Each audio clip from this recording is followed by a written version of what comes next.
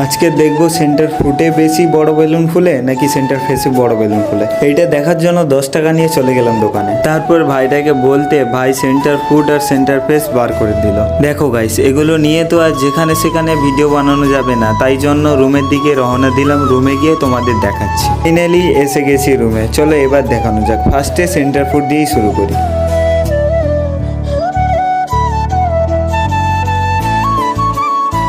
তারপর centre foot কিছুক্ষণ চেপানোর পরে সেন্টার ফুটের রেজাল্ট। সেন্টার ফুটে বেলুন ফোলানোর পরে এবার হচ্ছে সেন্টার ফেসের পালা। চলো দেখা যাক সেন্টার ফেসে কত বড় বেলুন ফোলে। এইটা দেখার জন্য সেন্টার ফেসের একটা একটা প্যাকেট ছিঁড়ে মুখে পরে নিলাম। তারপর সেন্টার ফেস চেবানোর পরে ফাইনালি সেন্টার ফেসের রেজাল্ট। দেখো ভাই, সেন্টার ফেসে কিন্তু এতটা বড় বেলুন ফোলেনি সেন্টার ফুটের মতো, তবে খেতে ছিল সেন্টার ফুটের চেয়ে অনেক ভালো। সাবস্ক্রাইব করো।